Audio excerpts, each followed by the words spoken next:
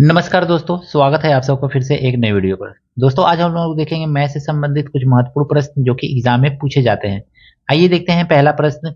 5 पे पावर 3 गुणे 4 पे पावर 3, 3 पे पावर 5 गुणे 5 पे पावर 2, 4 पे पावर 4 और 3 पे पावर 2 गुणे 5 पे पावर नहीं दिया हुआ है तो 1 मान लेंगे और 4 पे पावर 3 का महत्तम समापरिवर्तक ज्ञात कीजिए। यानी हमसे एचसीएफ इस क्वेश्चन में पूछा जा रहा है। ये आरआरबी ग्रुप डी 2018 में पूछा गया प्रश्न है। तो हमसे जब एचसीएफ पूछा जा रहा है ना, तो एचसीएफ के लिए देखा जाता है, इसमें 5 पे पावर 3 है, इसमें 5 पे पावर 2 है, इसमें 5 पे पावर 1 है। तो सबसे छोटा वाला पावर लेते हैं, यानी कि 5 पे पावर 1 ले लेंगे, मल्टीप्लाई।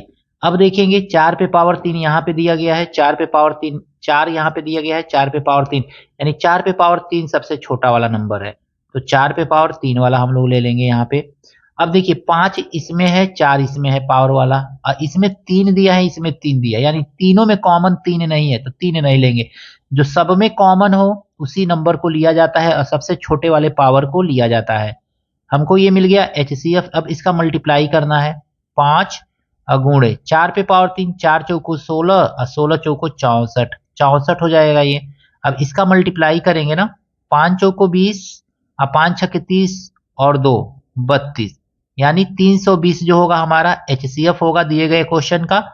ऑप्शन नंबर डी इसका सही है।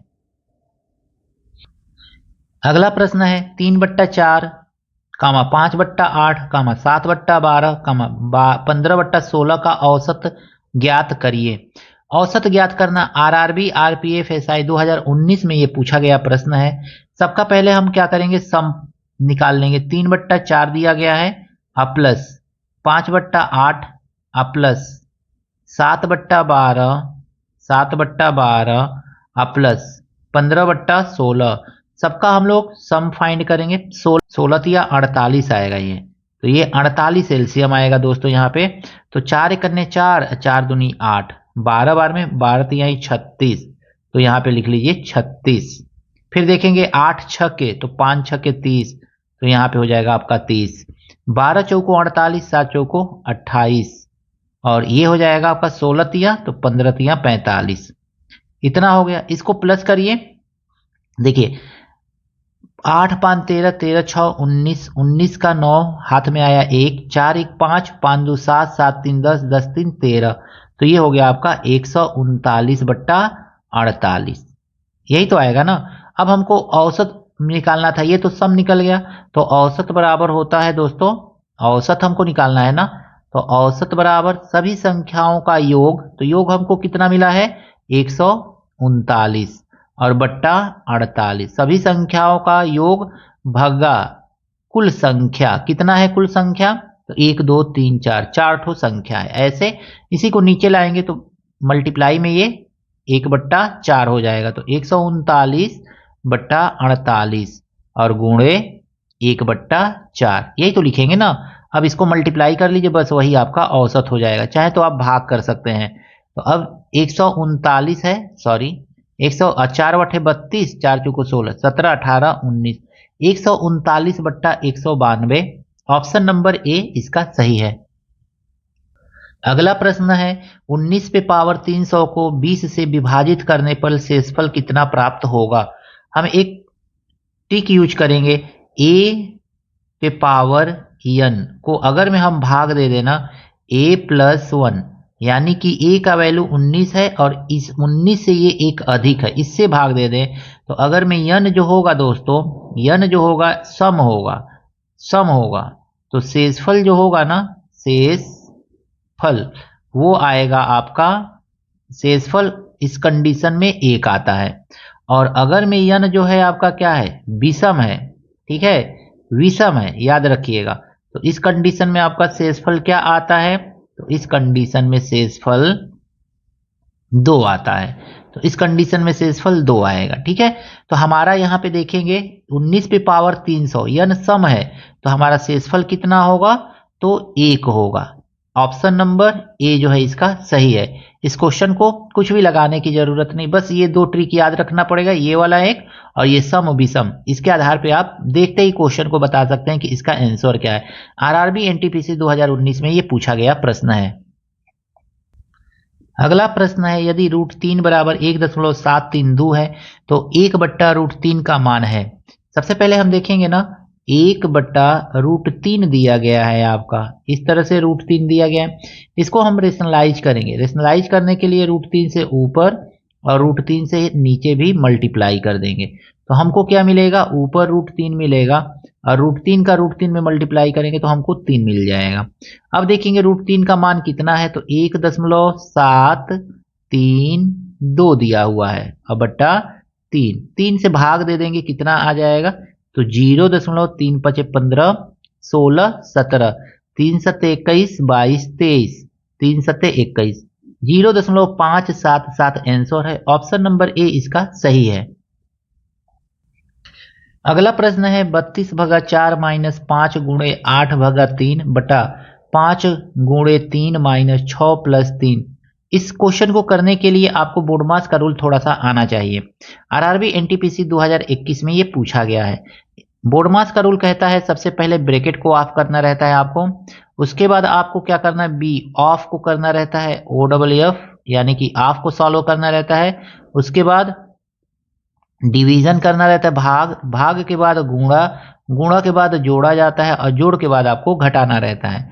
यही क्रम आपका चलता है। तो ऊपर वाला अलग सॉल्व करेंगे, नीचे वाला अलग सॉल्व कर लेंगे।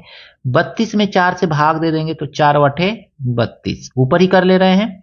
अब यहाँ पे देखेंगे ना तो माइनस है 5 गुणे 8 में 3 से भाग देना है तो 8 में हम 3 से यहाँ पे इस तरह से भाग दे लेंगे, दे दिया हमने। नीचे वाला भी सॉल्व करेंगे, ब्रैकेट को सॉल्व करेंगे तो 6 3 9 आएगा, माइनस है और इसको मल्टीप्लाई कर लीजिए तो 5 3 15 हो जाएगा।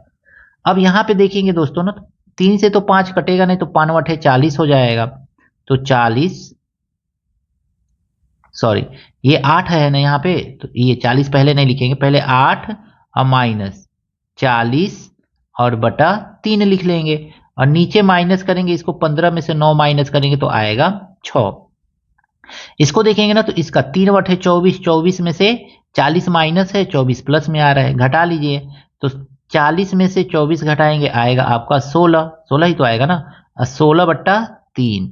इसके नीचे दिया हुआ है ये आपका 6 है, 6 के नीचे 1 मान लीजिए तो ये 6 3 के पास जाएगा, ये वाला इसके पास चला जाएगा। यहाँ पे हम लिखेंगे 16 गुणे 16 गुणे 1 बटा 3 गुणे 6। यहाँ पे जब माइनस करेंगे ना तो 3 बटे 24, 40 बड़ा है माइनस है तो ये माइनस में आएगा तो यहाँ पे माइनस लिख लेंगे। अब देखेंगे 2 3 6 और 2 अठे 16 कितना आ गया हमारा 8 1 8 -8 बट्टा 3 3 9। यही आपका आंसर है -8 बट्टा 9, ऑप्शन नंबर बी। अगला क्वेश्चन है एक आयत की लंबाई 9 सेंटीमीटर तथा चौड़ाई 5 सेंटीमीटर है, विकर्ण की लंबाई। जब भी आपसे इस तरह से आयत दे चाहे वर्ग दे, विकर्ण की लंबाई पूछ दे तो आप आयत में क्या यूज करेंगे तो आयत की विकर्ण बराबर होता है लंबाई का स्क्वायर प्लस चौड़ाई का स्क्वायर रूट। ठीक है, ये आपका क्वेश्चन आरआरबी आरपीएफ एसआई 2019 में पूछा गया है। तो ये विकर्ण हमको निकालना है तो देखेंगे यहाँ पे लंबाई कितना है 9 है तो 9 का स्क्वायर कर देंगे तो 81 आ जाएगा, 9 लिख करके स्क्वायर करना है। अब 5 का स्क्वायर करेंगे तो 25 आएगा, यही ना आएगा। अब इन दोनों को हमको क्या करेंगे प्लस कर लेंगे तो हमको विकर्ण डी मिल जाएगा। 5 1 6 और 8 2 10 यानी 106 रूट में ऑप्शन नंबर कौन सा है, ऑप्शन नंबर ए सही होगा क्योंकि विकर्ण जो होता है प्लस में ही होगा, माइनस में तो होगा नहीं। तो ऑप्शन नंबर ए इसका सही होगा। यदि tan थीटा बराबर 1 हो तो 2 sin theta cos theta cos square theta का मान ज्ञात कीजिए। tan थीटा पर दिया गया है, tan थीटा बराबर दिया गया यानी कि tan थीटा 1 दिया गया है तो 1 का मतलब है कि लंब 1 होगा तो आधार भी 1 होगा। पाइथागोरस थ्योरम लगा करके अगर में देखेंगे तो हम कर्ण निकाल सकते हैं तो यहाँ पे कर्ण आपका 2 आ जाएगा। अब प्रश्न में आपसे कहा गया है ना कि मान किसका निकालना है तो 2 sin theta into cos theta और माइनस कॉसेक स्क्वायर थीटा का मान निकालना है हमको।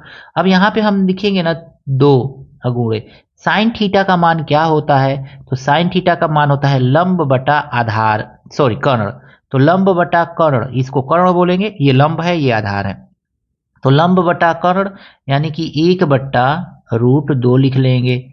कॉस थीटा का मतलब क्या होता है, आधार बट्टा कर्ण यानी 1/√2 लिख लेंगे, और माइनस कॉसेक स्क्वायर थीटा का मतलब क्या होता है, तो साइन का जस्ट उल्टा कॉसेक होता है, यानी 1/√2 है तो कॉसेक √2/1 हो जाएगा। तो नीचे 1 लिखेंगे नहीं, बस 2 लिख करके इसका स्क्वायर कर देंगे।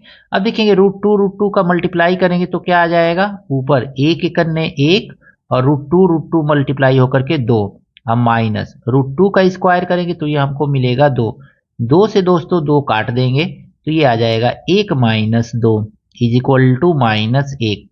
इस तरह से इस क्वेश्चन को सिंपली आप सॉल्व कर सकते हैं। ऑप्शन नंबर सी इसका सही है।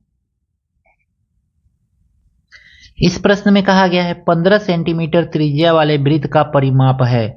आर दिया हुआ है 15 सेंटीमीटर और वृत्त का परिमाप क्या होता है, तो 2πr होता है, 2πr। और यहाँ पे कहा गया है ना 15 सेंटीमीटर त्रिज्या, आर का वैल्यू 15 है, तो 2, अब पाई के टर्म में ही आंसर दिया है, तो 2πr का मतलब 15 यहाँ पे लिख लेंगे। अब मल्टीप्लाई करेंगे तो कितना आएगा, 15 दूनी 30 पाई सेंटीमीटर। बस यही आपका आंसर है। ऑप्शन नंबर सी इसका सही है। इस प्रश्न में कहा गया है 11, 13, 9, 17, 13, 19, 10, 11 आंकड़ों का परिसर ज्ञात कीजिए। आरपीएफ 2019 में पूछा गया ये प्रश्न है। परिसर जब कहे ना, परिसर का मतलब होता है रेंज, तो रेंज बराबर होता है मैक्सिमम वैल्यू दिए गए वैल्यू में से maximum value minus minimum value, सबसे छोटा वैल्यू मिनिमम वैल्यू। तो इस फार्मूला का यूज करके आप क्या कर सकते हैं, रेंज निकाल सकते हैं। RANGE होता है, तो रेंज आप इसका निकाल सकते हैं। यानी कि परिसर आपको निकालना हो तो परिसर बराबर, यानी कि रेंज बराबर, परिसर को इंग्लिश में रेंज बोलेंगे, तो परिसर बराबर अधिकतम मान इसमें देखेंगे कौन सा है, तो 19 है, 19 ही तो दिख रहा है ना, 19। और न्यूनतम मान सबसे छोटा पद कौन सा इसमें दिख रहा है दोस्तों, तो हमको तो 9 दिख रहा है, तो लिख लीजिए 9, तो 19 - 9 कर देंगे, आ जाएगा 10। यही आपका रेंज है, ऑप्शन नंबर बी। अगला प्रश्न है 500 का 50% बराबर 2500 का कितना प्रतिशत होगा। यहाँ पे दिया गया है, आरआरबी एनटीपीसी 2021 में पूछा गया ये प्रश्न है। हम यहाँ पे जैसा क्वेश्चन है वैसे ही उतार लेंगे। 500 का 50% बराबर 2500 का 2500 लिखेंगे, 2500 का मतलब मल्टीप्लाई, मान लीजिए कि x%, ठीक है, ऐसे हमने लिख लिया। अब यहाँ पे देखेंगे ना, तो 500 का 50% का मतलब 50 बट्टा यहाँ पे हम 100 लिख लेंगे, इज इक्वल टू यहाँ पे 2500 का गुणे x% दिया हुआ है ना, तो x% का मतलब हम यहाँ पे x/100 लिख लेंगे, यही तो लिखेंगे ना। अब देखिए 100 से सीधे सीधे इस 100 को आप लोग काट सकते हैं, काट दिया हमने। अब इधर देखेंगे 1 0 2 0 से ये 1 0 2 0 कैंसिल हो जाएगा। अब इसको मल्टीप्लाई कर लेंगे तो 5 × 5 = 25, काट भी सकते हैं, 5 × 5 = 25, और इस 5 से काटेंगे तो ये कटेगा 10 बार में, यानी x बराबर हमको कितना मिल गया, 10 मिल गया, तो यानी 10% के बराबर है। 500 का 50% जो है 2500 के 10% के बराबर है, यानी कि 10% यहां लिख सकते हैं, यानी कि ऑप्शन नंबर डी इसका सही है। आशा करता हूं ये सभी प्रश्न आपको अच्छी तरह से समझ में आए होंगे। मिलते हैं नेक्स्ट वीडियो में नए प्रश्नों के साथ। Thank you, best of luck.